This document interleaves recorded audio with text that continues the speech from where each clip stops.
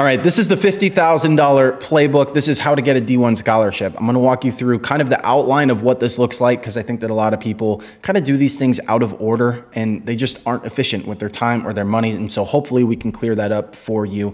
If you don't know who I am, my name is Jack. I run D1 Scholarship. We help high school athletes and college transfer athletes navigate the college recruiting process.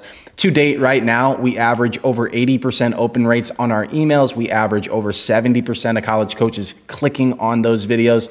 We have multiple players with double-digit interest. Okay, so here's the playbook. Okay, this is what I want you to do, because again, I think that a lot of players and parents and families sort of make the process harder on themselves than they need to.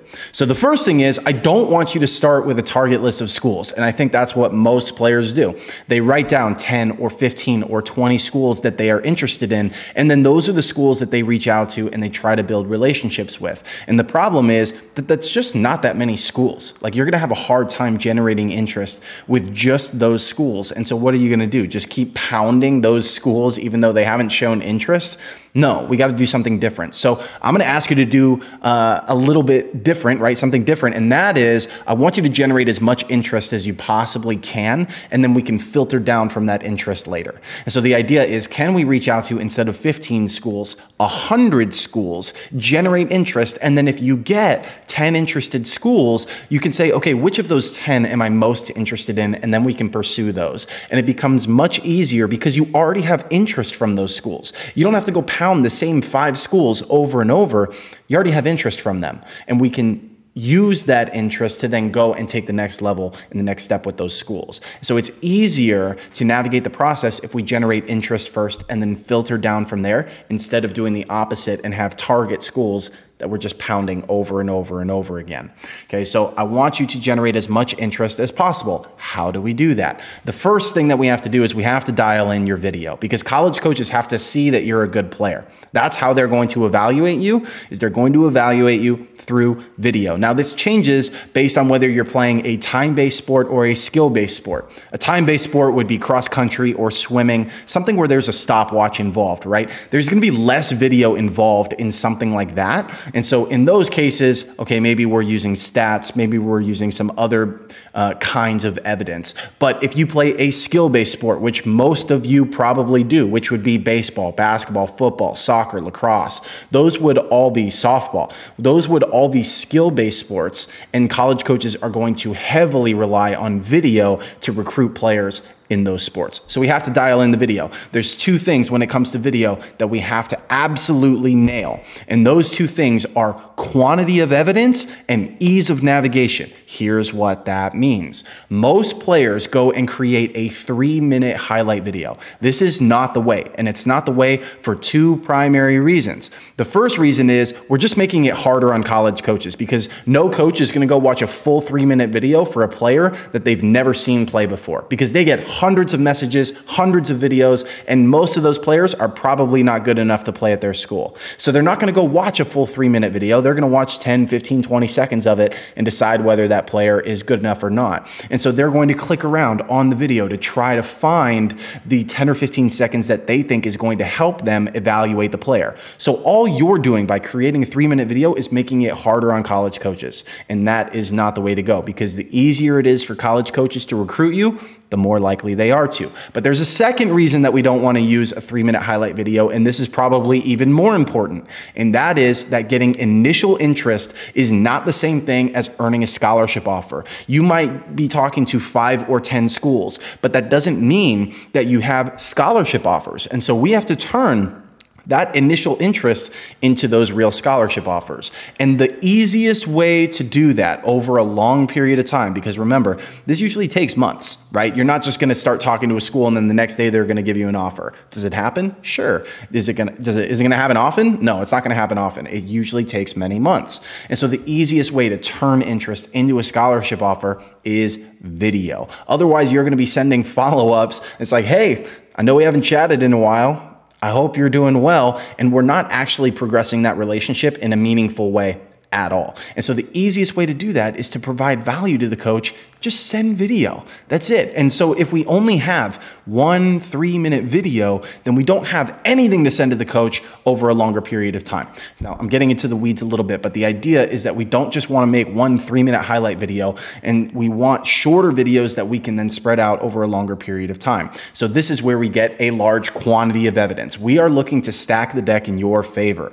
Right now, you are on the recruiting stand in court, and college coaches are saying, what is the evidence that you are the perfect player for my team? And you can either say, I have 5 pieces of evidence, or you can say, I have 50 pieces of evidence. Which kid is going to get the scholarship? It's obvious, right? So we want to get as much evidence as we can possibly get. And then that leads us to the second part of this, which is we need that evidence to be easy to navigate, right? Because if someone came and just dumped 50 pieces of evidence on your desk, you'd be like, what am I supposed to do with this? This is overwhelming. So then we need to make it easy for college coaches to navigate through that evidence. We use YouTube to do this, right? A lot of players will put their video on Huddle, or they'll put them on some software site or some recruiting profile. It's just hard to make the user experience easy on college coaches. YouTube makes it way easier. So we want both of those buckets. We want quantity of evidence and ease of navigation.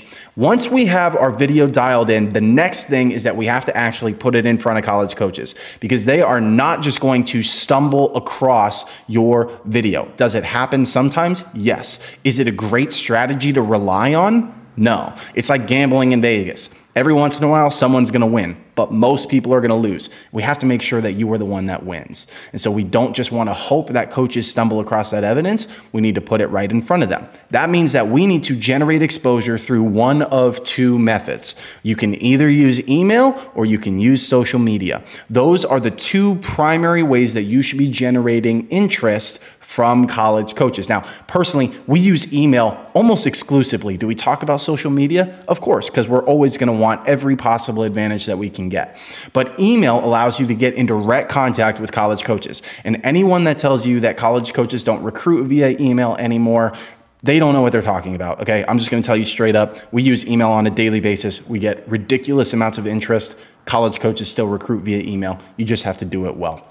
So we want as many college coaches to see as many of your videos as we possibly can. And so instead of emailing 15 or 20 schools, we're going to go email 100 schools, generate interest, and then we can filter down from that interest, right? And so you should be emailing a large amount of schools and volume of schools. And if you're thinking, oh my gosh, 100 sounds so like so much work. Yeah, it is a lot of work, but also can we just expand the time horizon? Like if you emailed 5 schools a week, can we agree that that's not crazy? If you emailed 5 schools a week and you did that for 20 weeks, which is 5 months, you will have emailed 100 schools in 5 months, and you're probably in a pretty good position.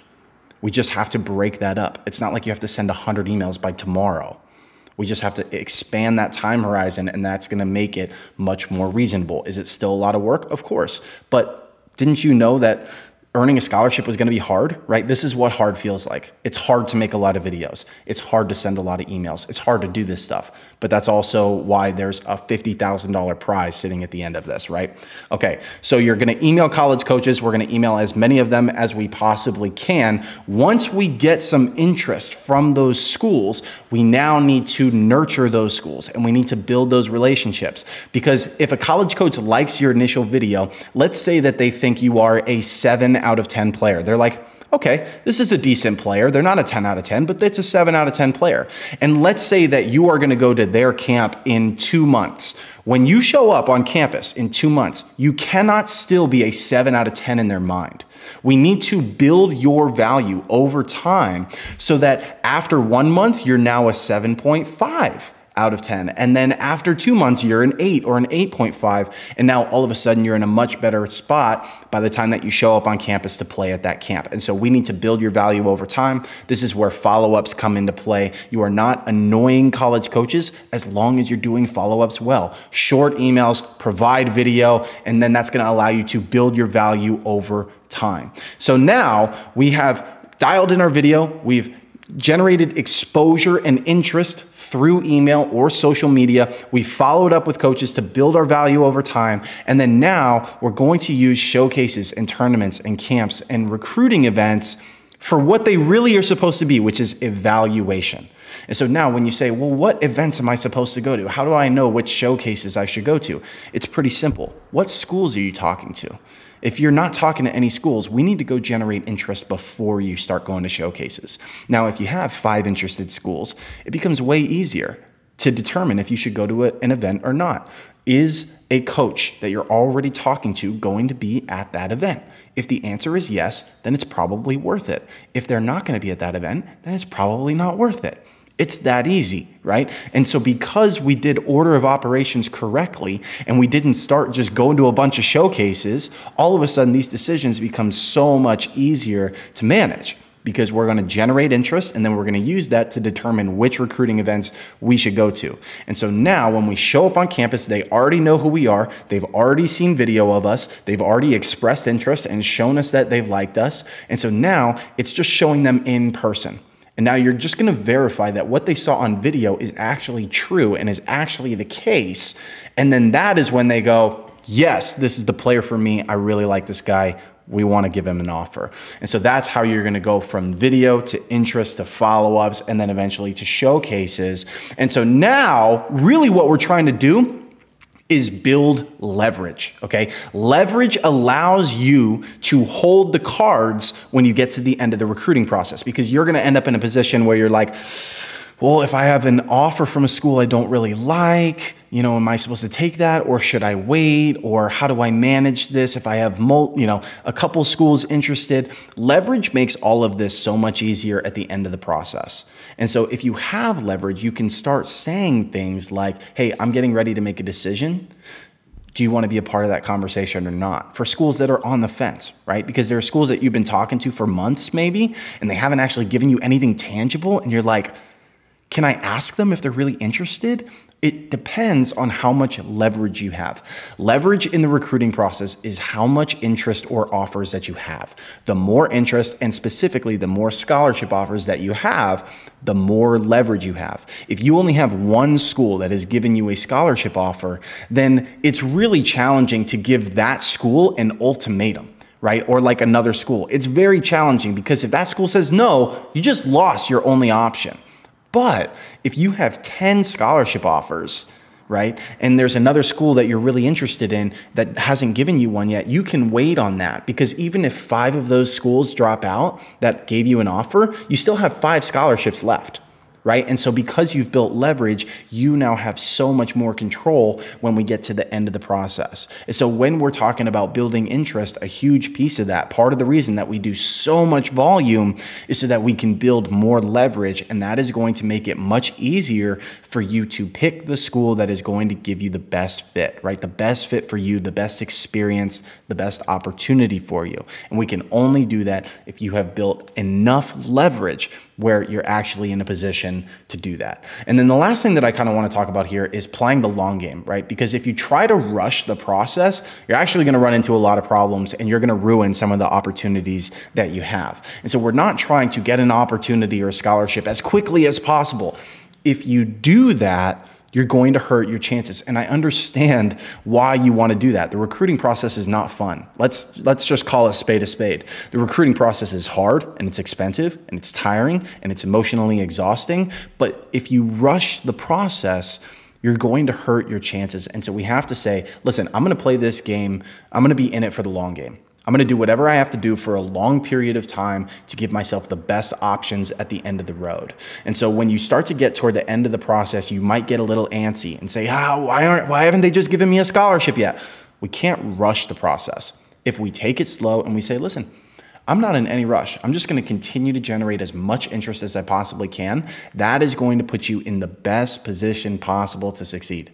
And then we can make a decision. And that's sort of the last piece of the puzzle, is making a decision to a school that you love, that is a great fit for you. It's a great opportunity where you're going to be able to play. And that is much easier to do if you have multiple options. I hope this video has been helpful. I hope you have an idea of kind of how this process works and how you should be generating interest in the recruiting process. If you want to explore what it looks like to work with us, I'll leave some links down in the description. Otherwise, I'll see you guys in the next video.